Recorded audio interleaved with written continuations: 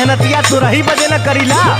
हाँ तो सुनिए ला बहुत पैबा तो प्यार के न रस पैबा रात से जिया पे रजऊ तो रस जइबा।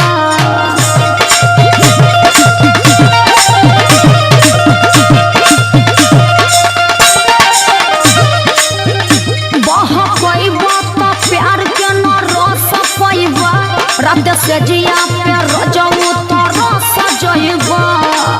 हमारा से चली